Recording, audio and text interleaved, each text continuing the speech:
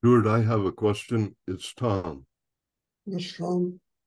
Um, every situation which arises seems to have conditions. On the path towards unconditionality, how can I develop more graciousness? Uh, you know, accept the conditions. What's the big deal?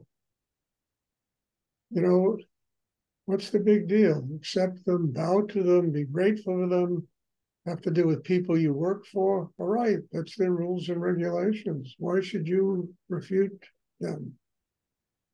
Why should you rebel against them? Just accept them and learn whatever you have to learn in the situation and move on. And with your own conditions for yourself, that you've got to learn to surrender them, to get to a place where there's unconditional love, there's unconditional forgiveness in you. But the world is always going to have conditions, Tom. You're not going to get away from that. I mean, even you drive a car, you got to stop at red lights. There are rules and regulations in the world. And you can't spend your time battling these things and fighting them.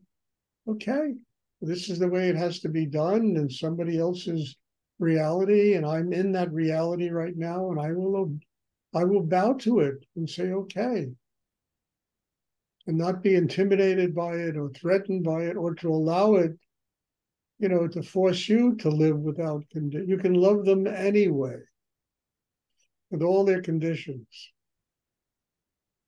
Not so terrible.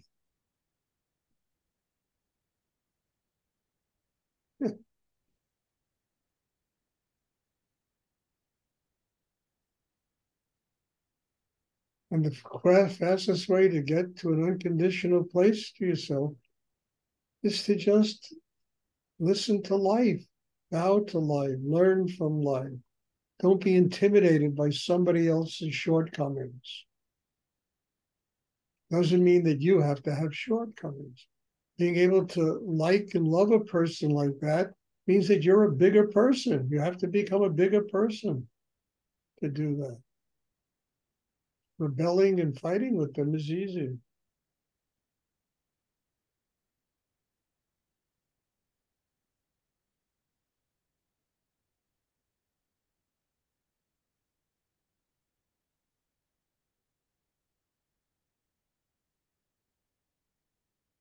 I mean, it's not our job here to sit in judgment of anyone else.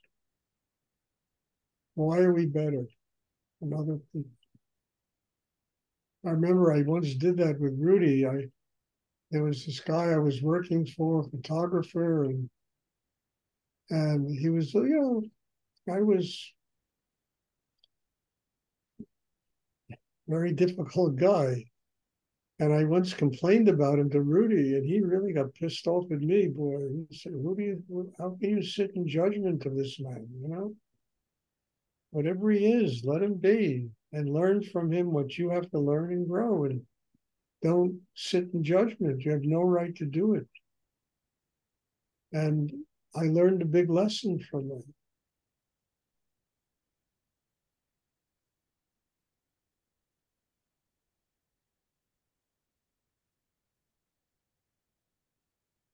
Does anyone else have a question? Thank you, Stuart. You I have a question, Stuart. yes. How can I resolve guilt and pain that I have from hurting people in the past?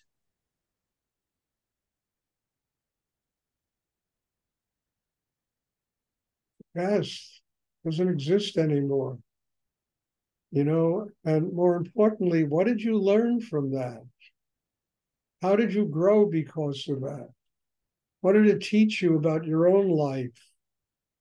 And if it did teach you something important about what you have to do about your own life, be grateful to those people, forgive them, you know, and just be grateful that you had that experience in your life and it is today teaching you about the way you don't want to live.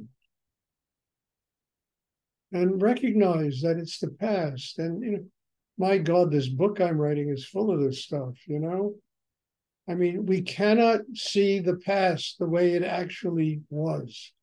We see it from the way we are in the present. And all of us are different than things that happened 10 years ago, 5 years, 3 days ago.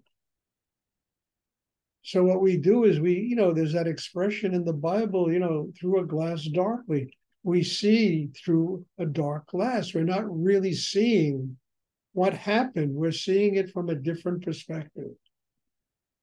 And we can't relive what happened. So let it go. Surrender it.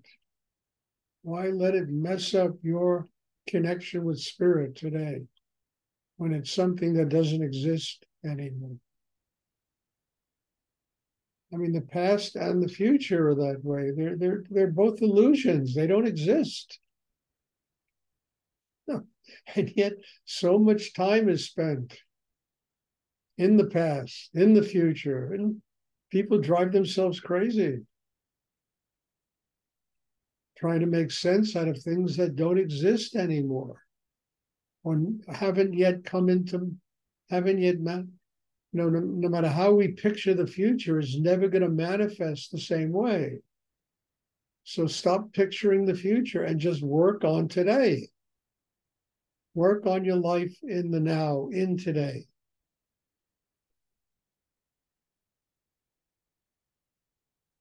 And stop conjuring up the past and worrying about the future and making yourself crazy over illusions, things that don't really exist.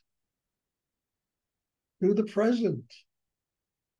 Become a master of the present. You'll never have to worry about the future, and the past will just fall away.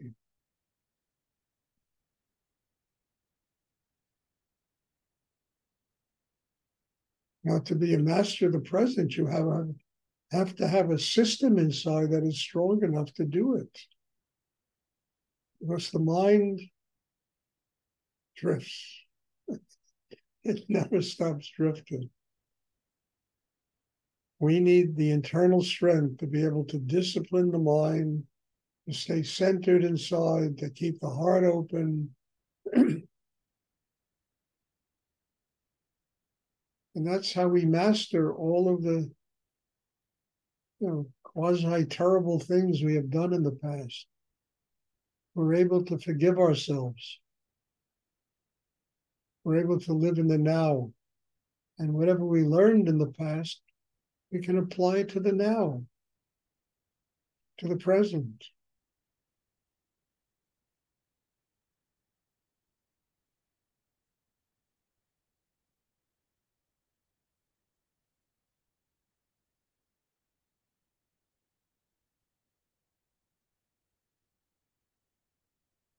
I hope this is clear, I mean, it's not an easy thing to understand because we're really not supposed to understand it. We're supposed to do it. Living experience. And if we keep drifting into the past and we're worried about life is telling us you've got work to do on yourself. Come back to the present. Build a system inside that makes it possible for you to live now. Not drifting, playing a little kind of ping pong match with yourself.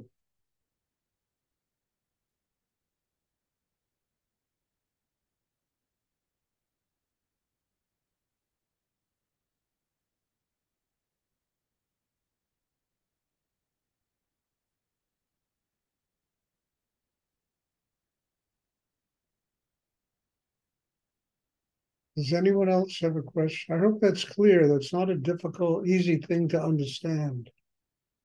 But it's very important because it really is the essence of this meditation. Building a system inside that allows us to live in the moment. As Ram Dass said, to be here now. Another guy, I forgot his name, he wrote a book called The Power of Now. I mean, that really, that's what this work is about, building that kind of system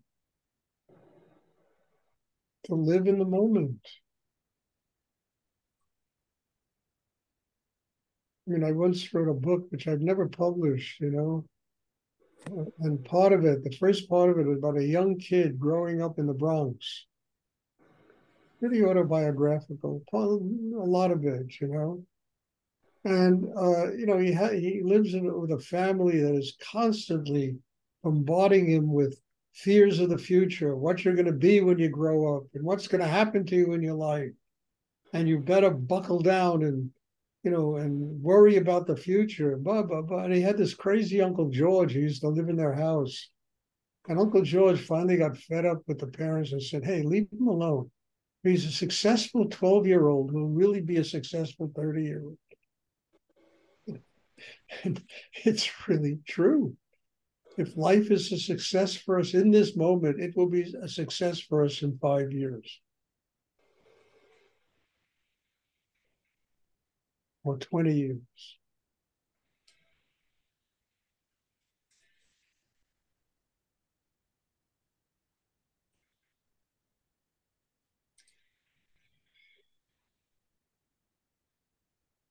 Because all of existence is just the present moving through time. It's like a mala, one of these sacred necklaces people wear with all the beads and the string connecting all the beads. String is like the thread of time, and all the beads are moments in time. 108 of them.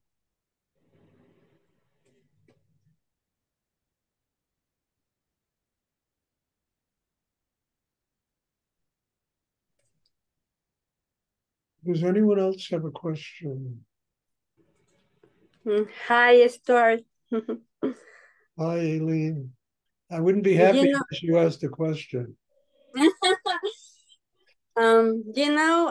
Before this meditation, I used to feel very weak, like very alone, like nobody could help me. But this is more I am very thankful for this meditation because last week I had an issue, a problem, and I was able to stay grounded, like I felt strong and I was able to say no. So that makes me feel Aileen, that's why more you're here. See? And that's why I'm very happy to have you here.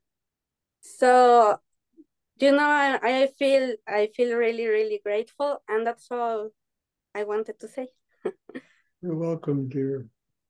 It's wonderful having you in the classes, and it's wonderful seeing you grow. You're thousands of miles away, and I can see you grow. Every time you attend one of these classes, I see a person that's a little bit different. It's grown. So bless you, dear, and I'm very grateful to have you here. Thank you. Thank you. Does anyone else have a question?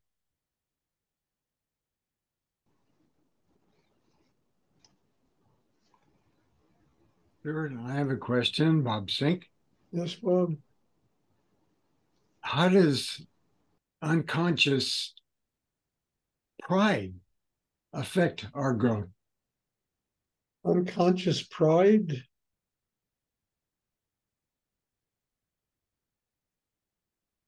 I think a much better answer to that would be, how about conscious humility? Conscious pride is going to make you live your life in a barrel full of illusion. Conscious humility will allow you to bow to life, open to God, receive the wisdom of the universe, because you are an open person. You don't know better than the universe. So one is going to stick you in a pickle barrel full of illusion, pride. The other one, humility, is going to open you up to receive the deepest teachings that life has to offer.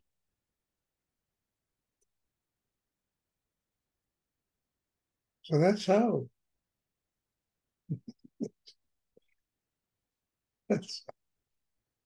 You say pride goeth before the fall, huh? That's a famous expression, but it's true. It's trite, but it's true. Humility to be humble, you really have, I mean, a humble person is one of the strongest people in the world. Because you really have to let go of all your ego, your pride, your charisma, all these things that we use to bludgeon our way through life. We have to let go of them all. We have to open to receive what life has to teach us. Humility is the way, the answer.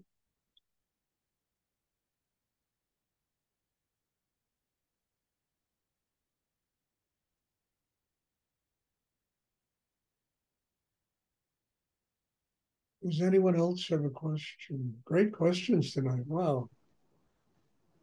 Thank you, Stuart. You're welcome, Bob. Stuart, Somebody else has a question?